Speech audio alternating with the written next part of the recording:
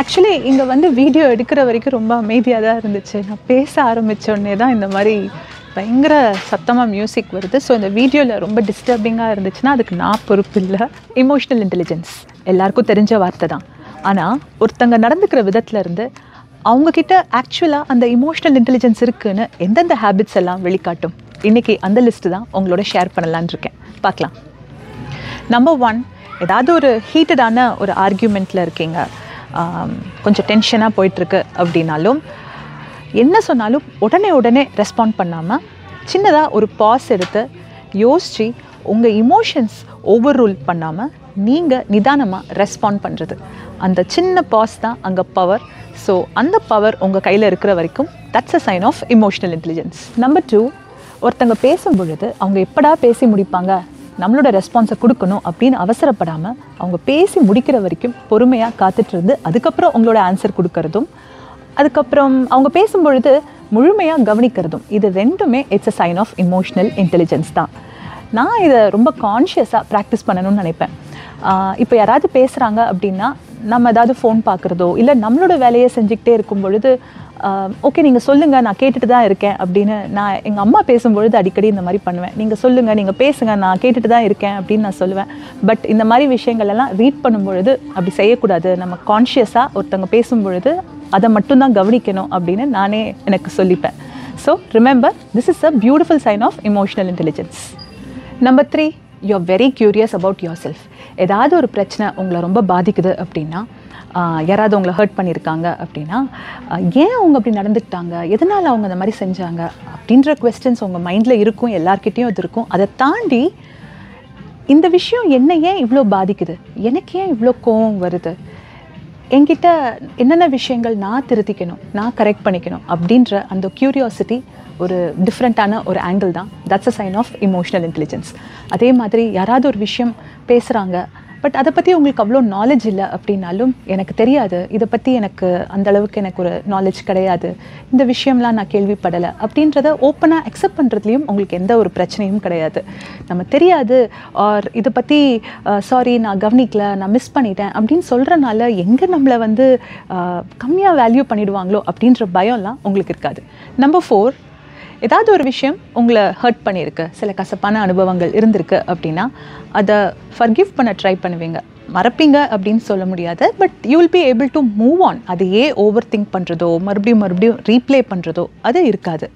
யாராவது உங்ககிட்ட பிஹேவ் பண்ணும்போது ஓவர் த லிமிட் க்ராஸ் பண்ணுறதோ இல்லை உங்களோட லிமிட்டேஷன்ஸ் எல்லாம் தாண்டுற மாதிரி இருந்தாலும் ஏதாவது ஹர்ட் ஆச்சு அப்படின்னா அதை டைரெக்டாகவும் சொல்ல முடியும், கைண்டாகவும் அவங்களுக்கு எக்ஸ்பிளைன் பண்ணிட முடியும்.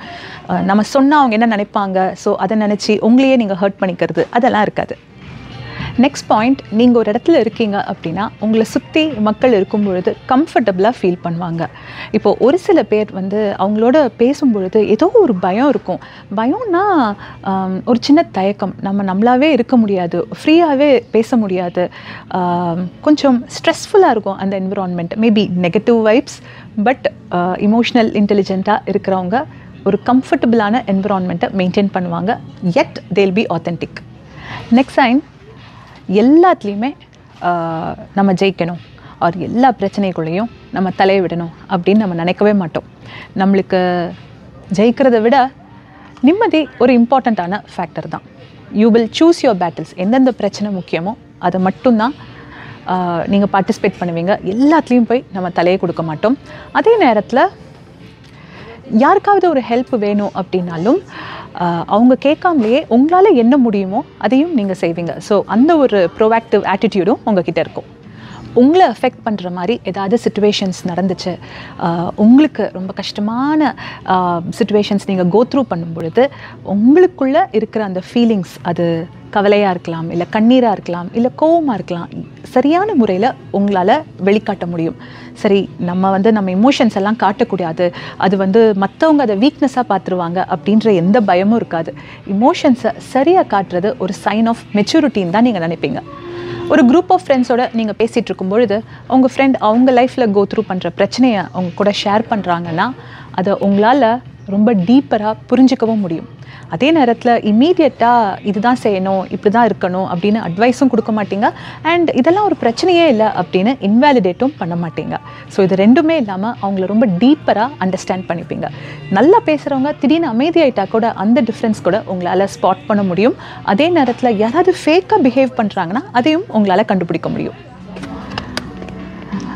நெக்ஸ்ட் ஒன், இப்போ நீங்கள் ஏதாவது ஒரு வேலை செய்கிறீங்க, அதுக்கு யாராவது ஒரு ஃபீட்பேக் கொடுக்குறாங்க அப்படின்னா உடனே டிஃபென்சிவ் மோடுக்கு நம்ம போயிட மாட்டோம். இப்படிலாம் சொல்கிறீங்க, அப்படிலாம் கிடையாது, அதெல்லாம் நான் மிஸ்டேக் பண்ணலை, அந்த மாதிரி ஒரு மோடுக்கு போகாமல் என்ன கிரிட்டிசிசம் வருதோ, என்ன ஃபீட்பேக் வருதோ அதை ஒரு நியூட்ரல் கிரவுண்டில் ப்ராசஸ் பண்ண முடியும். ஓகே, அவங்க என்ன சொல்ல வராங்க, அவங்க சொல்கிறதுல ஏதாவது ஒரு அர்த்தம் இருக்குது, நம்ம மேபி கரெக்ட் பண்ணிக்கணுமோ, அட்லீஸ்ட் இந்த ஒரு சின்ன ப்ராசஸிங் நம்ம செய்வோம். And that's a sign of emotional intelligence. Last one, உங்கள் ஃப்ரெண்ட்ஸ் யாராவது பெருசாக ஜெயிக்கிறாங்க அப்படின்னா அதை மனசார அப்ரிஷியேட் பண்ண முடியும். அங்கே எந்த ஒரு பொறாமையும் இருக்காது. ஆர் வெளிப்படையாக அந்த பொறாமை காட்டாட்டி கூட ஓப்பனாக உங்களால் அப்ரிஷியேட் பண்ண முடியும். அண்ட் இமீடியட்டாக நீங்கள் கம்பேர் பண்ண மாட்டீங்க. ஓகே, அவங்க முன்னேறிட்டாங்க, அப்போது நம்மளோட வேல்யூ கம்மியாயிடுச்சோ, ஆர் நம்ம இன்னும் இம்ப்ரூவ் பண்ணிக்கணும், ஆர் அந்த ப்ரெஷர் எடுத்துக்கிறது, இது எதுவுமே இருக்காது. உங்களோட வேல்யூ, உங்களோட செல்ஃப் ஒர்த் என்னென்னு உங்களுக்கு ரொம்ப உறுதியாக தெரியும். மற்றவங்க ஜெயிக்கும்போது அதை சந்தோஷமாக செலிப்ரேட் பண்ணுவீங்க. ஸோ இப்போ நான் சொன்ன இந்த 10 சைன்ஸ் உங்களுக்கு புரிஞ்சிருக்கும்னு நினைக்கிறேன்.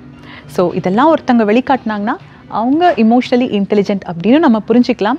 அண்ட் இன்னொன்று, இந்தந்த ஹேபிட்ஸை நம்மளுமே கொஞ்சம் கொஞ்சமாக ப்ராக்டிஸ் பண்ணும்பொழுது நம்மளுமே இன்னொரு பெட்டரான இமோஷ்னலி இன்டெலிஜென்ட் பர்சனாக நம்ம மாற ஆரம்பிப்போம். Alright, on that positive note I am signing off. மறுபடியும் வேறு ஒரு எபிசோடில் உங்களை சந்திக்கிறேன். Until then, take care, bye. So இன்ஸ்டாகிராமில் நிறைய பேர் வந்து ப்ளூப்பர் வீடியோஸ்லாம் கேட்டிருந்தாங்க. இது வரைக்கும் நான் போடலை. ஸோ அவங்களோட ரெக்வெஸ்ட்டுக்காக வீடியோ ஃபுல்லாகவே ப்ளூப்பர்ஸ் தான். நடுவில் அங்கங்கே கொஞ்சம் கரெக்டாக பேசியிருப்பேன், அதுதான் உங்களுக்கு வீடியோவாக வருது. சரி, இப்போ நிறைய பேர் வந்து கமெண்ட்ஸில் ஷேர் பண்ணுங்கள் அப்படின்லாம் சில பேர் பேசுகிறாங்கல்ல, அந்த மாதிரி நான் ஒன்று சொல்கிறேன். இந்த மாதிரி இந்த பபிள் ரேப் இருக்குல்ல, அது உடைக்கிறது எனக்கு ரொம்ப பிடிக்கும். சத்தம் கேட்குதா? இதே மாதிரி எத்தனை பேருக்கு பிடிக்கும்னு கமெண்ட்ஸில் ஷேர் பண்ணுங்கள்.